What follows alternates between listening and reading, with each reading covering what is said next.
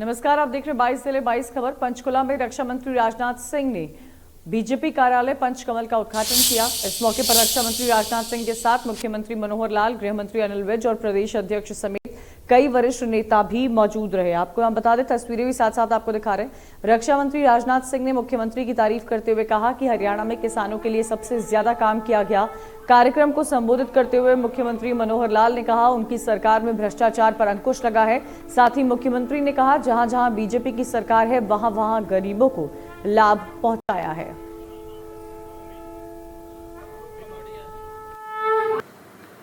मैं हरियाणा राज्य को भी बधाई देना चाहता हूं।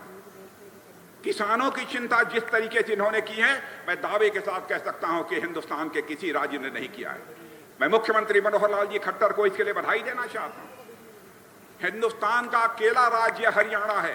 भले ही यहां के कुछ लोग कहते होंगे किसानों के लिए कुछ न हुआ हो, भ्रष्टाचार होता है, कई राज्यों की शिकायतें रहती हैं, लेकिन 72 घंटे में किसानों का मिनिमम सपोर्ट प्राइस का पैसे का भुगतान होता है।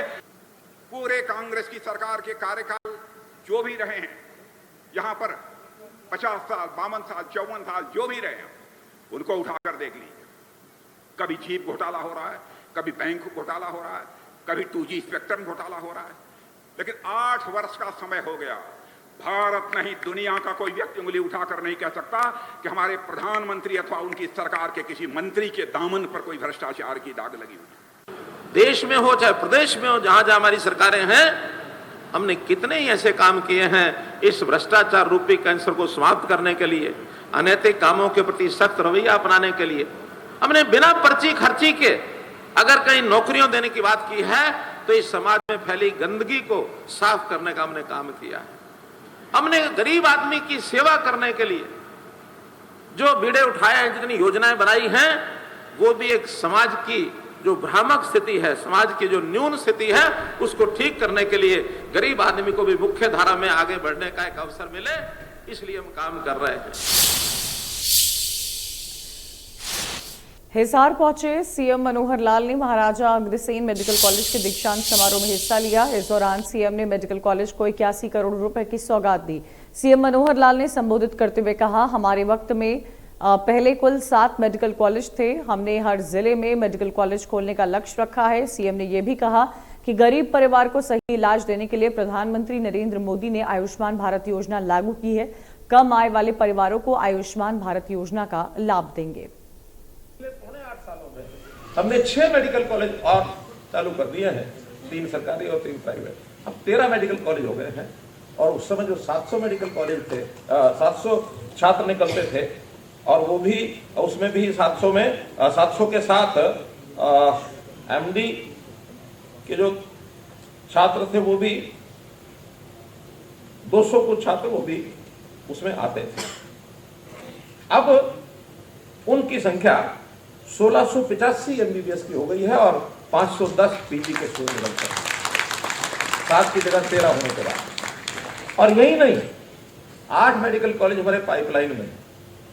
जब ये 8 मेडिकल कॉलेज भी 2 साल में 3 साल में जब भी कंप्लीट हो जाएंगे, छात्र एडमिशन लेने लग जाएंगे, तो हर वर्ष 2635 एमबीबीएस के छात्र ये एडमिशन लेंगे। वहीं रेवाड़ी पहुंचे खेल मंत्री संदीप सिंह का बयान सामने आया। उन्होंने कहा है पिछली सरकारों ने गांव में स्टेडियम तो खोल दिए, लेकिन न कोच दिए न ही सुविधाओं का प्रबंध किया। उन्होंने ये भी कहा कि जल्द ही नई पॉलिसी के तहत कोच की भर्ती की जाएगी। और आगे बढ़ाने के लिए मैं कुछ समय पहले हॉकी की फील्ड में जो ये एस्ट्रोटर्फ की मांग रखी थी, तो वहां पर ये कवाली का एक गांव है, कवाली में एक जगह है जहां पर 2 back to back parallel hockey grass हैं। तो माननीय मुख्यमंत्री जी ने भी हरी झंडी दे रखी है, और मैं भी आज आप सबके माध्यम से ये कहना चाहूंगा कि इसको बहुत जल्द हम इसको हॉकी टर्फ में बदलेंगे। यहाँ पर फुटबॉल का क्रेज देखते हुए मैं यहाँ पर एक फुटबॉल की नर्सरी, जिससे कि हमारे बच्चे जो हैं स्कूल के और चाहे छोटे बच्चे हैं, क्योंकि ग्रास रूट जब स्ट्रॉन्ग होगा तो हमारा जो फुटबॉल है वो और आगे 2-3 कोचों की तो वो भी डेफिनेटली अलग अलग गेम्स के हैं, चाहे वो बैडमिंटन का है, चाहे वो बास्केटबॉल का है, उन कोचों की भी यहाँ पर ट्रांसफ़र करेंगे। लेकिन बात यही है कि हमें कोचिज़ के साथ साथ हमें अपने आप की जिम्मेदारी भी लेनी होगी। अगर हम अपने बच्चों की स्टडी के केंद्रीय शहरी निकास एवं आवास राज्य मंत्री कौशल किशोर सोनीपत पहुंचे, जहां त्रिशुकुल स्कूल में ग्रेपलिंग चैंपियनशिप में मुख्य अतिथि के रूप में शिरकत की। इस दौरान उन्होंने कहा, प्रधानमंत्री मोदी ने देश भर में जरूरतमंद लोग वर्ष 2022 तक आवास उपलब्ध करवाने की घोषणा की थी, लेकिन कई कारणों से बहुत से लोगों को अभी भी योजना के तहत आवास उपलब्ध नहीं हो पाए हैं। ऐसे में योजना को वर्ष 2024 तक एक्सटेंड किया गया है। जिन लोगों को आवास नहीं मिल पाए हैं उन्हें 2024 तक आवास मिल जाएंगे। देश भर में 1 करोड़ 22 लाख लोगों को आवास दिया जाना मंजूर किया गया। बात तो सोनीपत में आया हूँ, हमारे सभी पार्टी के पदाधिकारी हैं और यहाँ पे एक स्पोर्ट्स का फंक्शन चल रहा है जिसमें लोगों का स्वागत कार्यक्रम है जो मेडल जीत करके आए, उसमें भागीदारी मुझे लेनी है। और भारतीय जनता पार्टी देश के लिए काम कर रही है, सभी लोगों के लिए काम कर रही है। और हमारे देश के प्रधानमंत्री आदरणीय नरेंद्र मोदी जी ने पहले चरण में ही बोला था कि हम चाहते हैं कि हिंदुस्तान में 2022 तक सबके पास अपना निजी घर हो, उसमें उस आवास में चूल्हा हो जो सुबह शाम जलता हो, यानी रोजगार भी हो, और बल्ब हो जो 24 घंटे जलता हो, मतलब बिजली भी हो, और नल हो जो पानी देता हो, यानी रोटी कपड़ा मकान सारी सुविधाएं उपलब्ध हो इस देश में। उसके लिए बीजेपी काम करेगी, आदरणीय प्रधानमंत्री नरेंद्र मोदी जी काम कर रहे हैं। कृषि एवं पशुपालन मंत्री जेपी दलाल ने धगावा खरकड़ी में आयोजित होने वाली रैली स्थल का दौरा किया, तैयारियों का जायजा लिया। उन्होंने अधिकारियों को दिया आवश्यक निर्देश और कहा, ऐतिहासिक रैली होगी। मुख्यमंत्री मनोहर लाल 21 अगस्त को मरुभूमि के रेतीले इलाके और दक्षिण हरियाणा को बड़ी सौगात देंगे। मुख्यमंत्री महाराणा प्रताप बागवानी विश्वविद्यालय के रीजनल अनुसंधान केंद्र की आधारशिला भी रखेंगे। मुख्यमंत्री लुवास विश्वविद्यालय हिसार में 9 करोड़ की लागत से बहल के पशु विज्ञान केंद्र और 36 करोड़ रुपए की लागत से सोरा डिस्ट्रीब्यूटरी के जीर्णोद्धार के कार्य का भी शिलान्यास करेंगे।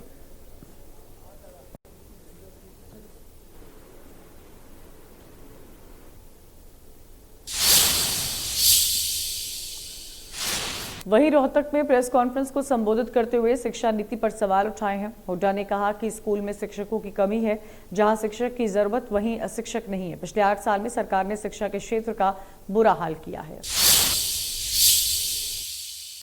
शिक्षा का बिल्कुल बैठा बैठा हमने आरटीआई से खबर मंगाई है। आरटीआई के अनुसार जो है 2014 से लेकर 2022 तक सिर्फ 8 नए स्कूल खोले थे सरकार ने और 400 कुछ अपग्रेड किए हैं और सैकड़ों स्कूल जो है ना बंद कर दिए हैं। 105 तो अब 2-3 दिन पहले करे हैं स्कूल बंद कर दिए। जो ये रैशनलाइजेशन की पॉलिसी बनाई है उसके पीछे एक ही चीज़ है कि भाई जहाँ पे जो पोस्ट खाली हो जाती है, तो कल मेरे को मिले थे वो टीचर्स, बोले जी जहाँ खाली हो जाती है मैथमेटिक्स की, फिजिक्स की, केमिस्ट्री की, वहाँ फिर बढ़ते ही नहीं। वहीं फरीदाबाद के समाज एवं कल्याण विभाग ने एक जीवित व्यक्ति को आदमी घोषित किया है। पिछले 8 महीनों से पीड़ित व्यक्ति सरकारी कार्यालयों के चक्कर काट रहा था। जानकारी के मुताबिक जिला समाज एवं कल्याण विभाग ने फरीदपुर निवासी राजाराम को मृत घोषित कर दिया और समाज कल्याण विभाग की तरफ से मिलने वाली बुढ़ापा पेंशन भी बंद कर दी। जब राजाराम इस बात की जानकारी लेने के लिए समाज एवं कल्याण विभाग के कार्यालय पर पहुंचा तो विभाग ने लोगों ने उसे मृत घोषित कर दिया, इसलिए अब पेंशन नहीं मिलेगी। आपको अपने जिंदा होने का सबूत लेकर आना होगा। मेरे साथ ये हुआ जी, मैं पेंशन ले रहा था, मैं पेंशन लेने गया, बोला तुम्हारी पेंशन नहीं आई, बोला आ जाएगी। फिर यहाँ कागज पेंशन डिपार्टमेंट में गया तो वहाँ एक भाई है रवि, उसने दिखवाया, कहा सुना, वहाँ से एक मृत्यु का सर्टिफिकेट वो दे दिया, डॉक्यूमेंट कागज़ दे दिया। उसमें दिखा रखा है मृत्यु घोषित, आपकी मृत्यु हो चुकी है, इसलिए पेंशन काटी है। भाई क्यों काटी? बोला भैया ये तो ऊपर से हुआ है। मैंने अब आते भी कही यार कहीं ने कोई शिकायत के कोई कुछ, बोला बाबा ऐसा कुछ नहीं है, ये ऊपर से ही। मैंने उनसे कहा भाई ये हमारे से ऊपर से कोई गलती से या मिस्टेक से कटी है। उन्होंने हमें कागज लिखा के दिए जी ये मृत्यु घोषित कर दिए हैं। भाई जी मृत्यु घोषित कैसे कर दिए? बाबा तो सामने है, आपके सामने मेरे साथ आए हुए हैं, मैं भी ये भी नहीं है भाई इकला आया हूँ पूछने के लिए बाबा ये रहो। तो जी उन्होंने कहा हाँ बाबा तो है जी, पर ये तो मृत्यु घोषित कर दिया है। भाई बाबा को रीजन बताओ कैसे करो? तो जी आप ऐसा करो, या तो जहाँ उनके पास में CHC सेंटर है या क्या करें कोई भी PSC या हॉस्पिटल है, वहाँ जाकर पता करो जो भी आपका लगता हो। तो बाबा वहाँ लेके गए, बाबा चल भाई वहाँ चलते हैं तो पता करते हैं भाई कैसे कटी। तो हम खेरी हॉस्पिटल में गए, बाबा ले गए। बाबा ले जाने के बाद मैं उनसे पूछी भैया ये पेंशन कट गई है हमारी और ये मृत्यु घोषित कर रखे हैं। मुझे ये तो मृत्यु घोषित है। भाई मृत्यु घोषित है तो सामने तो खड़ा हो, पहले वहाँ तो देखो। प्रदेश में लंपी वायरस का कहर लगातार बढ़ता जा रहा है। अंबाला की बात करें तो जिले में अब तक 3,656 पशु लंपी वायरस की चपेट में आ चुके हैं। 1,456 पशु रिकवर कर चुके हैं। लंपी वायरस अंबाला जिले के 434 गांव में पहुंच चुका है। जिले की 10 में से 9 गौशालाओं के पशुओं में वायरस पाया गया। पशुपालन विभाग का कहना है अब पशुओं की ट्रांसपोर्टेशन पर रोक लगा दी गई है। ये वायरस इंसानों के लिए खतरनाक नहीं है। संक्रमित पशु का दूध गर्म करके पिया जा सकता है। हमारे जिला अम्बाला में अब तक 434 गांव इस बीमारी की चपेट में आए हैं, जिसके अंदर 3,656 एनिमल इसके अंदर अफेक्टेड हुए हैं और 1,456 एनिमल रिकवर भी हुए हैं। तो ये रिकवरी का जो फेस देख रहे हैं, ये इसका रिकवरी का मतलब है एनिमल का इम्यून सिस्टम खुद ही अपने आप उसको ठीक कर रहा है, उसमें ज़्यादा ट्रीटमेंट की आवश्यकता नहीं पड़ती है। सबसे पहले जो लंपी स्किन डिजीज़ का एनिमल दिखता है किसी भी फार्मर को, उसको हमारी पहली एडवाइस ये रहती है कि सबसे पहले उसको सेग्रीगेट करके रखें। दूसरा एनिमल से जो स्वस्थ एनिमल उससे दूर रखें, उसका खान पान बिल्कुल अलग से रखें।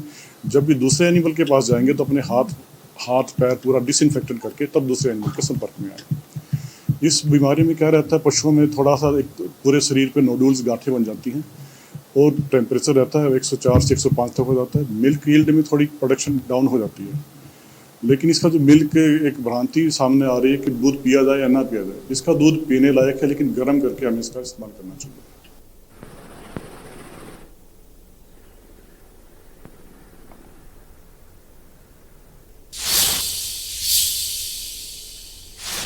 करनाल जिले में लंपी वायरस का प्रकोप लगातार बढ़ रहा है। अब तक जिले में वायरस से संक्रमित 2000 मामले सामने आए हैं। वायरस का संक्रमण बढ़ने से पशुपालकों की चिंताएं बढ़ गई है। बीमारी के बढ़ते असर को देखते हुए पशुपालन विभाग भी हरकत में आया है। दुधारू पशुओं पे चल रही इस बीमारी को रोकने के लिए गोट पॉक्स वैक्सीन का टीकाकरण शुरू कर दिया है। करनाल जिले को वैक्सीन की करीब 14,000 डोजेस भेजी जा चुकी हैं।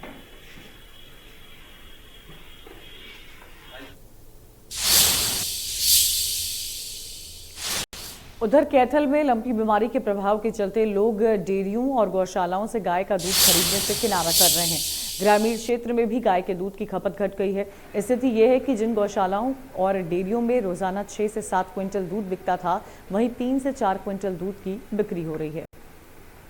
कैथल में लंपी वायरस का कहर लगातार जारी है। मैं मौजूद हूँ कुरुक्षेत्र गौशाला में। कैथल के अंदर मैं दिखाऊं कि किस प्रकार जो यहाँ पर आप जो गौवंश है, जो गाय है, यहाँ पर देख सकते हैं कि जो लंपी जो वायरस है, स्किन वायरस है, उसकी चपेट में ये लगभग 50 से 60 के आसपास जो गौवंश है, जो गौ है, आ चुकी है। और काफ़ी जो संचालक है, काफ़ी दिक्कतों का सामना संचालकों को करना पड़ रहा है और काफ़ी जो चिंता है जो संचालक है गौशालाओं को, उनको चिंता माथे पर उनके दिखाई दे रही है और काफ़ी दिक्कतें उनको आ रही है। बात करें तो दूध की बिक्री की अगर हम बात करें तो लगभग 8 क्विंटल दूध रोज़ाना गौशाला से बिका करता था, लेकिन जो लंपी वायरस बीमारी शुरू होने के कारण अब इसकी अगर हम बात करें तो 3 से 4 क्विंटल दूध ही अब बिकना रह गया है।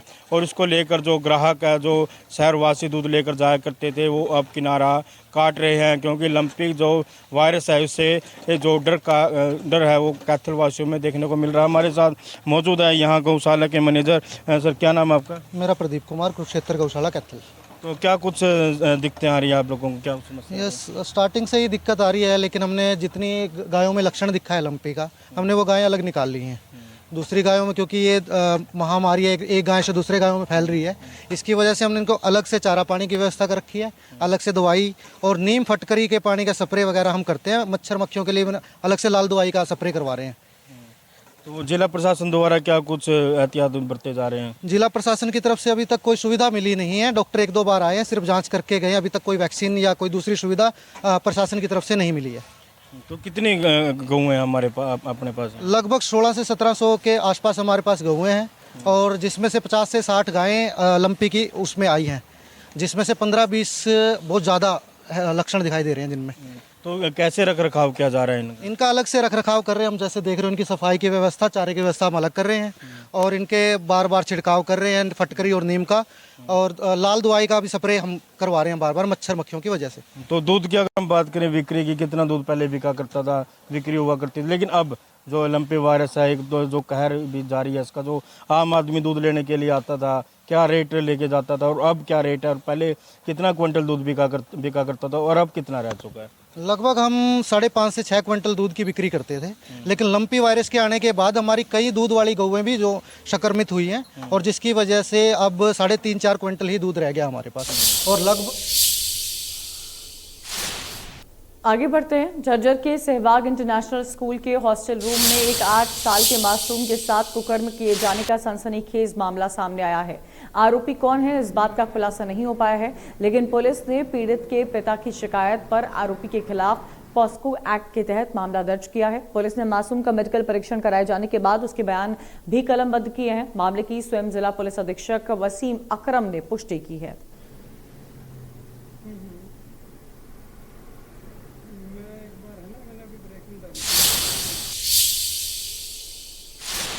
गुरुग्राम और दिल्ली एनसीआर में लगातार लोगों को धमकी भरे कॉल मिल रहे हैं। लगातार मिल रही धमकी भरी कॉल का सीधा पाकिस्तान से कनेक्शन है। इसी कड़ी में गुरुग्राम पुलिस ने 4 ऐसे ही आरोपियों को गिरफ्तार किया है जो फिरौती की रकम को दुबई के जरिए पाकिस्तान पहुंचाते थे। पुलिस ने जिन आरोपियों को गिरफ्तार किया है उनमें ऋतिक, गुलशन, बंटी और संदीप उर्फ सैंडी के नाम का भी आरोपी शामिल है। आरोपियों से पूछताछ में पता चला कि पाकिस्तान से दुबई से बैठे इनके आका एक कॉल ऑपरेट करते थे। पाकिस्तान और दुबई से कॉल ऑपरेट होने के चलते पुलिस को भी आरोपियों तक पहुंचने में काफी मुश्किल हुई। अभी कुछ दिन पहले ही सोहना में एक प्रॉपर्टी डीलर में भी इस तरह की धमकी देकर 5 लाख की फिरौती आरोपियों ने मांगी थी, जिसके बाद पुलिस ने मुकदमा दर्ज किया, तफ्तीश शुरू की तो गुरुग्राम में बैठे इन लोगों को पुलिस ने धर दबोचा। गुरुग्राम पुलिस ने आरोपियों से बड़ी मात्रा में मोबाइल सिम के साथ साथ एटीएम कार्ड बरामद किए हैं। आरोपियों से 100 बैंक एटीएम, 62 सिम, 23 मोबाइल बरामद किए हैं।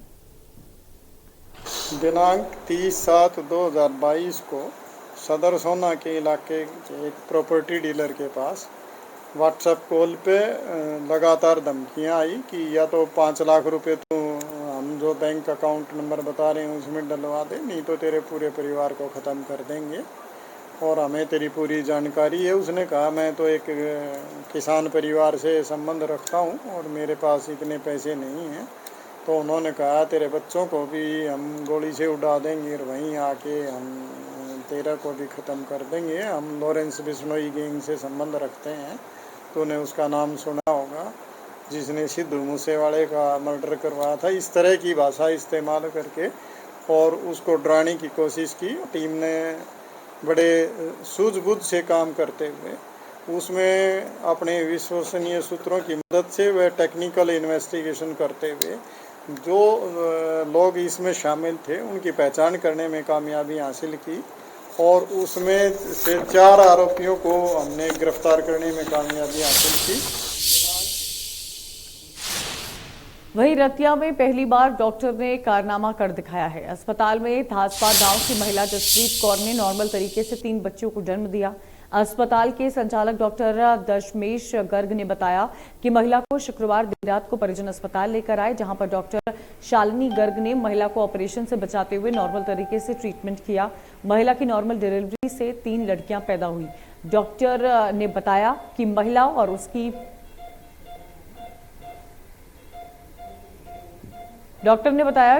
उसकी तीनों बच्चियां स्वस्थ हैं। वहीं डॉक्टर शालिनी गर्ग ने बताया कि अधिकांश केसों में 2 से ज्यादा बच्चे गर्भ में पल रहे होते हैं तो प्रसव के दौरान ऑपरेशन करना पड़ता है। बहुत कम केसेस में ऐसा देखा जाता है कि गर्भ में पल रहे 3 बच्चे सामान्य डिलीवरी से हों। बच्चों की माँ और बच्चे तीनों बिल्कुल स्वस्थ हैं। 3 बच्चे नॉर्मल डिलीवरी से हुए हैं। तीनों बच्चे बिल्कुल स्वस्थ हैं और उनको डॉक्टर गुप्ता के यहाँ केयर के लिए रख दिया गया है। उनको नर्सरी में कुछ दिन रखना पड़ेगा, उसके बाद बच्चे बिल्कुल स्वस्थ अपनी माँ का दूध पीने के काबिल हो जाएंगे। रात को जैसे पेशेंट आया हमारे पास पेन के लिए, हमने उनका अल्ट्रासाउंड किया और अल्ट्रासाउंड की पोजीशन से पता लगा कि बच्चे नॉर्मल डिलीवरी बच्चों की हो सकती है, तो इसलिए हमने बच्चों को नॉर्मल डिलीवरी की ट्राई की। नहीं, 2 बच्चों का नॉर्मल जन्म तो आम ही होता है, 3 बच्चे वैसे भी बहुत रेयर होते हैं, तो इसलिए 3 बच्चों का जन्म तो पहली बार, मैंने अपने हाथ से तो पहली बार किया है, बाकी सुना है मेरे सीनियर्स ने करे हैं। बहुत खुशी है जी, तरीके नाल होए ने जी, सही सलामत होए ने जी, बहुत खुशी है। 3 बच्चे, हाँ जी, 3 लक्ष्मियाँ, बच्चे सभी स्वच्छ हैं? हाँ जी, तबियत लगी हुई है, हाँ ठीक ठाक बढ़िया। इसी के साथ इस बुलेटिन में इतना ही। तमाम खबरों के लिए आप देखते रहिए इंडिया न्यूज़ हरियाणा।